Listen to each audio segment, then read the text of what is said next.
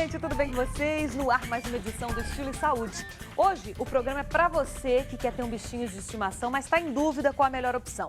Nós já trouxemos cachorros, gatos, agora nós vamos mostrar diferentes espécies de pássaros. Porque criar esses animais não é difícil não, mas requer alguns cuidados especiais. Quem está aqui comigo e fala sobre as características de cada espécie é o Paulo Machado, biólogo e diretor técnico da Megazoo. Ele nos explica sobre alimentação adequada, espaço necessário para manter uma ave, seja em casa ou no seu apartamento. Mas antes do nosso bate-papo, eu convido você a assistir uma reportagem que diz o seguinte: eles são dóceis, são frágeis e fáceis de cuidar. As calopsitas são as aves que encantam adultos e crianças. Pode ser uma ótima opção para quem quer ter um animalzinho de estimação. Mas a criação delas é cheia de segredos. Dá uma olhada. Engraçadinhas, coloridas e dóceis. Precisa dizer por que as calopsitas viraram mania? Há 2 anos, o vendedor Wellington Rodrigues comprou Luca e Billy. Sem muito tempo para cuidar de bichos, ele preferiu optar pela ave. A minha ideia mesmo era ter um cachorro, mas por eu morar assim, sozinho, tem que estar nessa vida de correria. Então, a calopsita foi a melhor opção que nós tivemos. Billy aprendeu a cantar com o novo papai.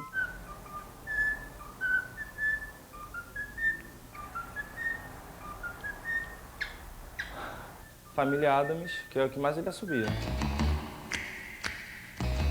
As calopsitas são originárias da Austrália. No cativeiro, chegam a viver 20 anos. Para não voarem, as asas precisam ser cortadas a cada 2 meses, de preferência por um profissional, para não correr o risco de machucá-las. Paulo cria calopsitas há 3 anos. Desde pequenininho eu já tive um casal, né? Depois, quando a gente cresce, a gente acaba se interessando pelo outro lado, né? Da criação, não só como um bichinho de estimação. Para que as calopsitas fiquem dóceis assim como a MJ, é preciso manuseá-las desde bem pequenas. Só assim elas se acostumam com a presença de humanos. Antes deles abrirem o olho, já começa a passar o dedo no bico. Eu já reparei que eles têm muita sensibilidade no bico, a carinho, não só na cabeça. O processo de amansamento não termina no criador. Por quê? O cliente é que vai ensinar as gracinhas, vai ensinar brincadeiras, costumes. Quem gosta de soltá-las pela casa ainda deve tomar alguns cuidados para evitar acidentes. Fora isso, é só carinho e muita diversão. Ai, que delícia, gente. Olha que coisa linda. Tudo bem, Paulo? Prazer, viu? Recebê-lo aqui, Paulo Machado. O biólogo vai explicar aqui pra gente um pouquinho, né? Essa cacatu é a coisa mais linda do mundo. Olha, gente. Linda muito demais. rara também. Como que é o nome dela? Cacatua? É das Molucas.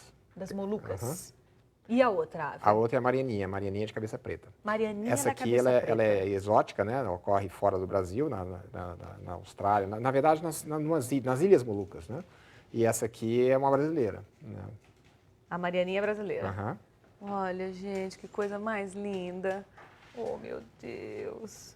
Bom, qualquer pessoa, Paulo, pode ter uma ave em casa. Quais são, assim, os critérios básicos para a pessoa que está em casa, de repente, quer ter um bichinho de estimação, saber, né? Posso, não posso? É o primeiro passo. O que eu preciso para ter? Primeiro, eu acho que é uma decisão que a pessoa tem que estar muito decidida, né? Quer dizer, ela tem que estar ciente de que vai ter cuidados e que na hora de viajar vai ter que arrumar alguém para ficar com o animal. Quer dizer, eu acho que é uma decisão que é muito comum as pessoas quererem um animal e depois desistirem e aí ficam...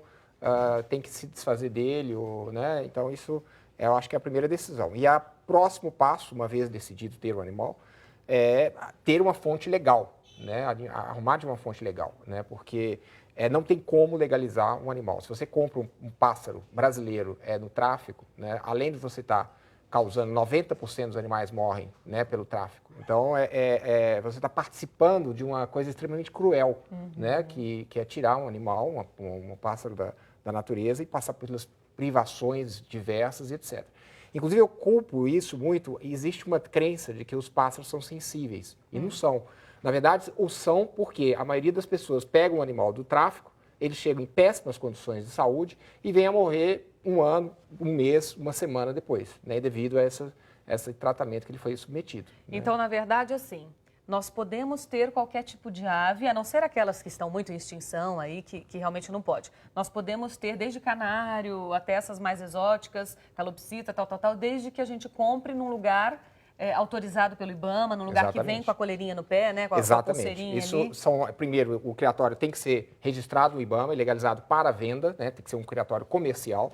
E a pessoa vende com uma nota fiscal, né? Isso é fundamental também. E essa nota consta o número da anilha do pássaro. E essa anilha é fechada. É uma anilha que só entra quando ele é bem pequenininho. Entendi. Né? E então ele está legalizada essa ave, ele Posso pode ficar com ter ela à vontade sem pelo resto da problema. vida. E o lugar para ela ficar? Nós estamos vendo aqui que tem um tronco, né? Tem todo um preparo aqui que a gente montou no cenário, que é um lugar onde elas já estão habituadas. Para quem está em casa, é uma espécie de lugar desse jeito, aquelas gaiolas, tamanho, como que é? Essas aves, isso depende, tem vários tipos de aves, né? Os psitacídeos são as aves de bico torto, né? Os parentes dos papagaio, cacatua, calopsita, etc. Eles são extremamente sociáveis. Né? Então, eles se adaptam, quando eles estão mansos como esses, eles inclusive têm necessidade de lidar com a gente. Né? É importante que você esteja brincando com ele o tempo todo. Então, agora, é importante que você tenha um local de contenção. Né? E pode ser uma gaiola, por exemplo, se ele tiver uma marianinha dessa, pode ficar no apartamento. Né? E você tira da gaiola e brinca com ela, anda na sua casa, etc. E o espaço é a sua casa. Né? O mesmo caso da cacatua aqui. Né? Então é muito comum esse tipo de ave, desde que se dê uma atenção constante a ela, né? Ela fique solta na casa e contida, porque eles são destrutivos. Né? Uma vez o meu papagaio, eu estava brincando com o meu computador, quando eu vi, distrair ele, moeu o fio do computador inteiro. Ele podia ter... né, é risco para ele e prejuízo para nós. Né? Então, esse tipo de coisa tem que se tomar um pouco de cuidado. Posso tentar pegar? Claro, ele é muito mansinho. Né? Oh, meu amor. Essas aves, elas vieram de uma loja, né, do Galpão Animal, uma loja perto do Ceasa. Gente, essa né? aqui é muito fofa. Vem comigo, vem. Vem. Vamos passear. Só não pode me bicar, tá? A cacatua, principalmente a das Molucas, é uma das aves mais dóceis que tem. Né? Você vê que ela está abaixando, pedindo carinho, né? Fecha o olho porque gosta. Né? É uma ave fantástica, essa ave. Que coisa linda, né? Que tipo de ave a gente pode, uma curiosidade minha até, misturar numa gaiola? Por exemplo, se você vai ter uma gaiola grande, um viveiro, um lugar grande, dentro da tua casa mesmo, no quintal, o que você pode misturar de pássaro? É sempre importante evitar aves de espécies de aves muito agressivas, né? Junto com espécies dóceis. E tomar cuidado com o tamanho, colocar sempre aves de tamanhos similares. Aqui, por exemplo, a gente colocou junto porque ela está sendo assistida por nós. Né? Se tiver uma briga, a gente aparta logo. Né? Mas é muito importante ter tamanhos similares. Né? E isso varia muito com a característica individual dele. Né? Como nós temos pessoas mal-humoradas, pessoas simpáticas, pessoas bem-humoradas, também existe isso nos animais. Né? Então você tem que ver o temperamento da sua ave. O que ela está fazendo? Ela está se coçando um pouco e ajeitando as penas. Né? As aves tomam muito cuidado com as penas delas. Né? Elas estão sempre se penteando, né? Como que faz pra ela vir? Só faz assim? Isto. Só o ideal talvez pôr o dedo, ou então cá, já né? começar. Vem, vamos passear, vem. Vamos. Peraí, deixa eu ver se... Bom? Talvez não tá querendo, não. Ela está confortável no puleiro. Né? E aí, garota? E a outra, você consegue pegar? A outra é mais fácil. Marianinha, da cabeça preta. Vem, Marianinha. Sobe. Sobe. Algumas pessoas acham, por exemplo, eu já conversei com muitas pessoas que disseram não é melhor ter um pássaro porque um cachorro, por exemplo, requer muita atenção, você não pode viajar e deixar em casa, tal. O pássaro já pode.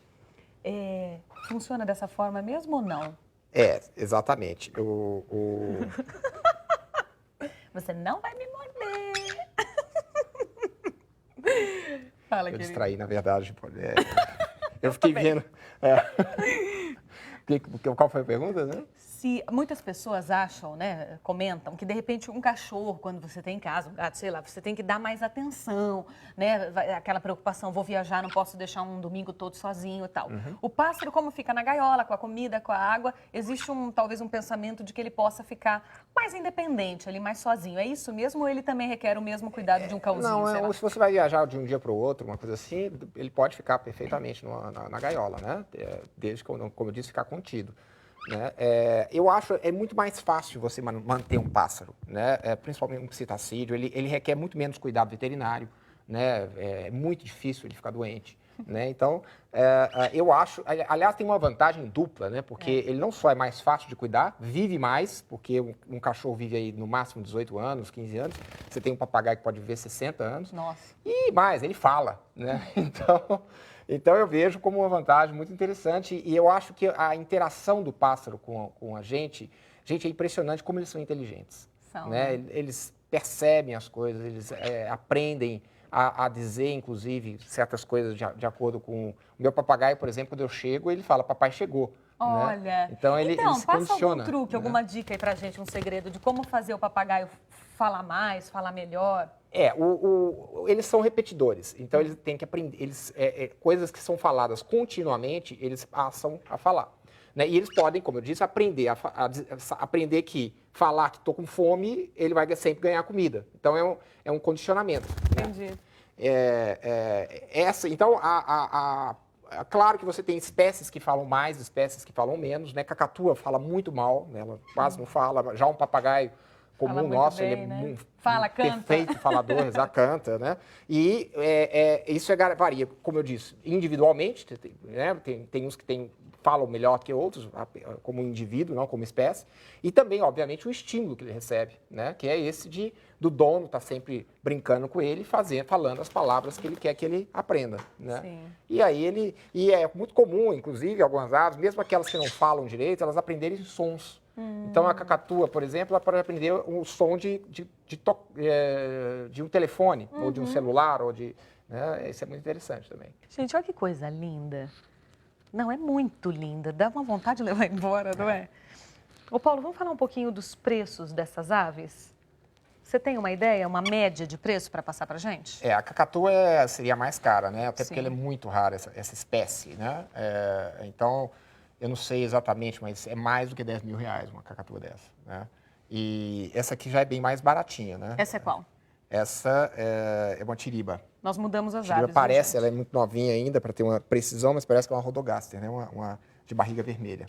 Ah, tá. Ela vai ficar com a barriga vermelha, depois que ela crescer um pouquinho, ela muda a pena muda e fica com a barriguinha vermelha. Qual que é a característica principal dessa ave? Essa é uma ave que ocorre no Nordeste, né? Ela é uma ave granívora também, ela na natureza, né?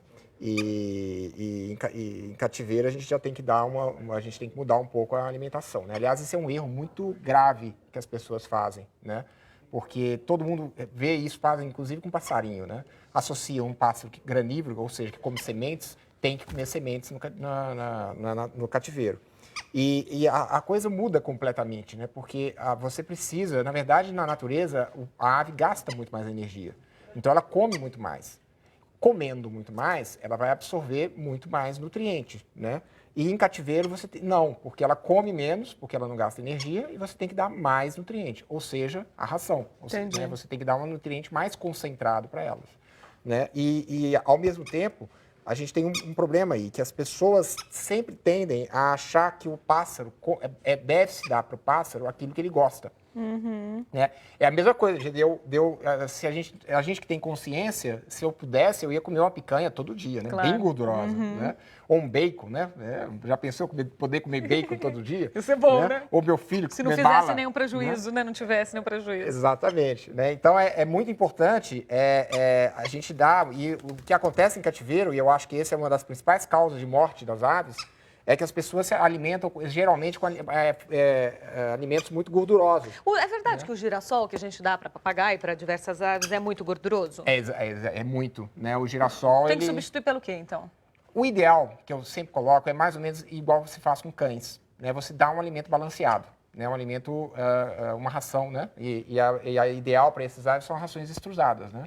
Um girassol tem algo em torno de 35% de gordura. Então, o que acontece? Ele come gordura demais e, com o tempo, o fígado para de funcionar. Né? Essa é uma das principais causas de morte de papagaio.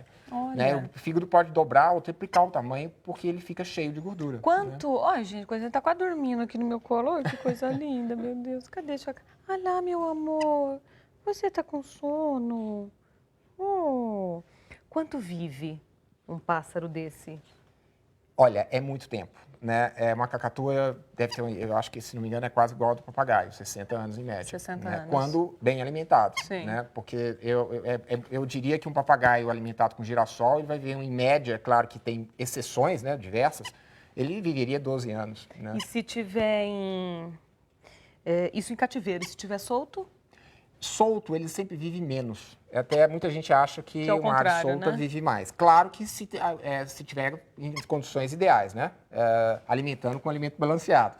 Mas por que isso? Porque em cativeiro ela não tem que... a natureza é uma eterna luta, uma luta pela sobrevivência. Né? O pássaro tem que procurar alimento, voar, ele pode ser predado e etc. Então, quando ele começa a ficar velho, ele está muito mais sujeito à predação, né? Ele tem muito menos chance de escapar de um gavião, por exemplo, Sim. do que uma ave jovem. Né? Então, ele acaba sucumbindo rapidamente, bem mais rápido do que um cativeiro. Qual que é aquela ave que está ali no tronco agora? Esse é o papagaio do Congo. Ah, né? é o papagaio do Congo. É uma ave exótica, né? Ela Ele é ocorre na menos África. dócil? Não, ele é muito dócil, mas ele é uma ave que escolhe o dono. Né? É muito comum ele ficar muito dócil com uma ou duas pessoas e as outras ele ou repelir ou meio que tolerar. Né? É uma ave, não é igual a cacatua que vai com qualquer um. Bom, esse você estava a gente estava falando um pouco dele, do temperamento dele, que ele é muito dócil com o dono, né? Escolhe Ele uma ou escolhe duas uma pessoas. pessoa, E tem umas comidinhas aqui embaixo também, queria que você falasse um pouquinho dessa alimentação das sim. aves. O que a gente preconiza é que se dê como principal fonte a ração, né? Ele gosta muito, né? Ele aprende a comer. Na verdade, aqui ele está meio porque num ambiente estranho, né? Mas e aqui é feito, inclusive hoje no Brasil existe muita pesquisa atrás dessa ração, né? Por exemplo, nós, por exemplo, fizemos convênio com o UFMG, com a Universidade de Lavras, e isso é interessante porque o conhecimento que você obtém com as necessidades nutricionais do animal, da ave, você aplica, inclusive, em atividades de preservação ou em cativeiro, sem o fim comercial, mas de conservação, de preservação. Né? Então, hoje, vários zoológicos, por exemplo, aqui tem uma ave que já está extinta na natureza, que é a arara de Spix, que com a tecnologia que nós aprendemos, né, pesquisando sobre alimentos, elas hoje estão sendo criadas em cativeiro e para um futuro serem introduzidas. É necessário passar sempre pelo veterinário, a ave também? Sim, eu acho que é fundamental ter uma assistência de veterinários. Quanto e quanto tempo? Eu acho que pelo menos uma vez por ano é bom, né? E principalmente se ele vê que a ave está começando, está com alguma diferença de comportamento, não está comendo direito ou está espirrando, aí levar no veterinário. E a ave sofre com obesidade também? Ou, sem dúvida, né? Qualquer pássaro ou ave sofre. Então né? não pode ficar dando comidinha da gente para ave, né? Esse é um grande erro, inclusive leite, né? Tem muita gente que dá pão com leite para papagaio. Café Isso é muito pode? errado. Café também eu não diria que não. Comida temperada, Fruta? não. Sim, frutas, legumes. Milho? Milho verde. O que eu acho ideal é você ter a base alimentar como um alimento balanceado. Sim. Né? E você dar como aperitivo um pouco de fruta. Isso é bom para ele, né? Mas sempre evitando coisas muito diferentes daquilo que as coisas que a gente gosta nem sempre são boas para o ave. E principalmente sal, tempero, isso eu acho que prejudica. E, por exemplo, qualquer semente oleaginosa, né? Qualquer semente com muito óleo, você tem que restringir. Não é eliminar. Tem gente que fala que o girassol é tóxico. Não é isso. O girassol é muito bom, né? Desde que dado moderadamente. Tá. Né? Aí vem outras sementes que têm o mesmo conceito. Níger, couza, linhaça, todas essas são sementes muito oleaginosas que devem ser dadas com restrição. Muito obrigada, Paulo. Tudo de de bom. nada. Obrigada, Prazer. viu? Paulo Machado, biólogo que nos acompanhou aqui durante essa tarde, falando um pouco mais das aves. Obrigada, meu querido. Obrigado. Tudo de bom, viu? Adorei a cacatua, muito linda. É isso, gente. Tá vendo como é bom ter um bichinho de estimação, sentir todo esse carinho, todo esse amor, né? Pensa nisso, viu? Ó, eu quero mandar um grande beijo para todas as pessoas que nos acompanham pela Record Internacional. São mais de 150 países. Tem pergunta, tem sugestão pra gente? O e-mail é estiloesaude@r7.com. A entrevista de hoje e todas as outras estão disponíveis no R7/Record News. A minha mensagem de hoje para você é a seguinte. Fala um pouco do olhar que a gente tem sobre as coisas.